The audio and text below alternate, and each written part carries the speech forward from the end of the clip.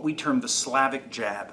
Unlike a conventional boxing jab that is often delivered in singularity, a Slavik jab, again, occupies that figure-8 path. And so it's either going to be operating first on the inside zone and Xing to the outside, or inverse from the outside and coming back into the inside. So if you think of making a basic X, I would strike on one plane and then on the second. Strike on the second and then back to the first.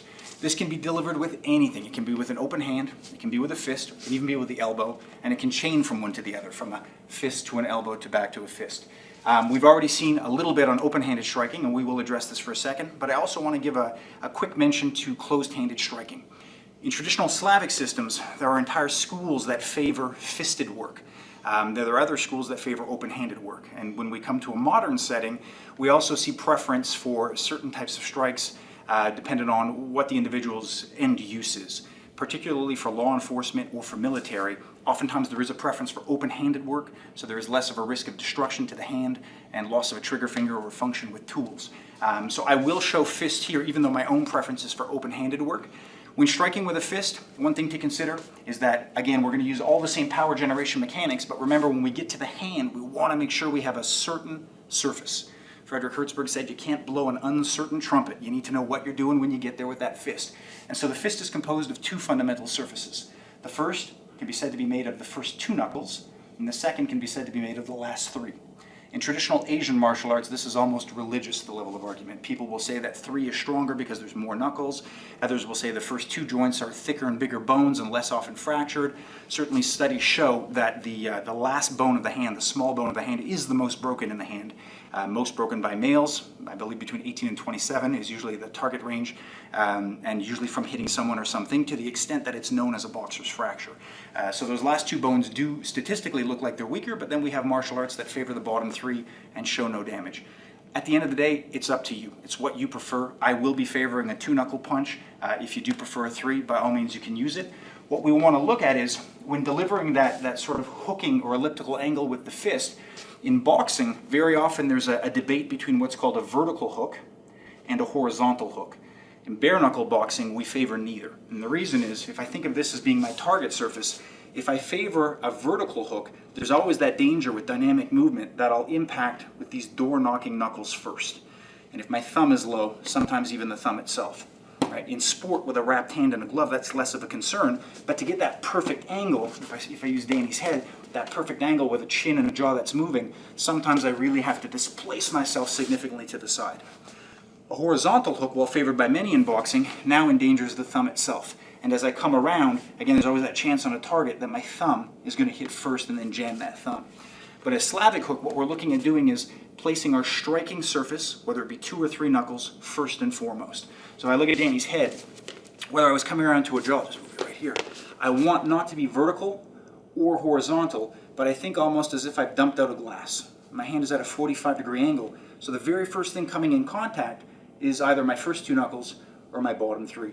We can see it most strongly here. If I have Danny standing there for a second, vertical hook would require this type of a pivot and displacement.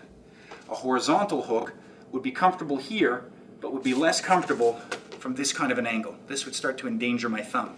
But a Slavik hook can be delivered comfortably from any position because it is striking surfaced first.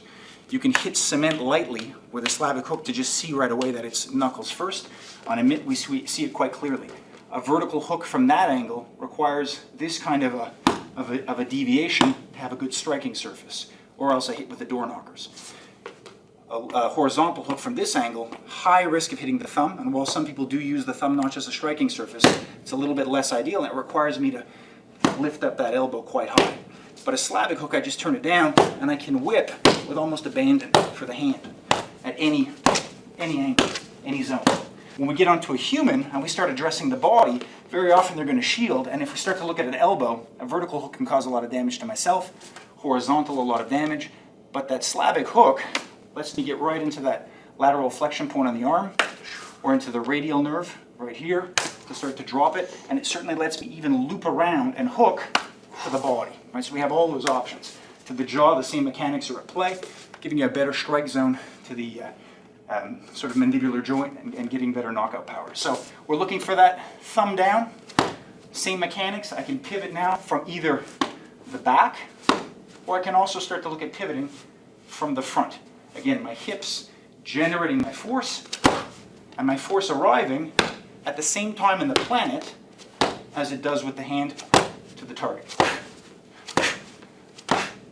And so now if we start to chain that together, my Slavik jab looks like I'm dumping out my glass and then turning over, primarily via the elbow, and attacking here. So I have 2 targets.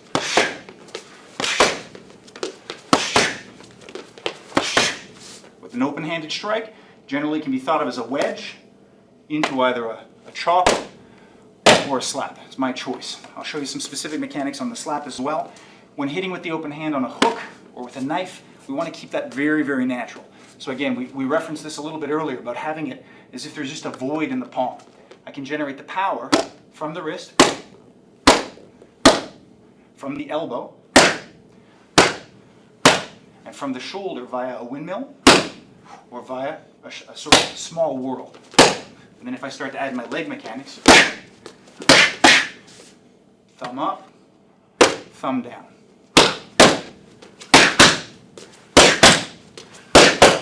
Or chaining palm to hammer fist. Or punch to hammer, punch to palm.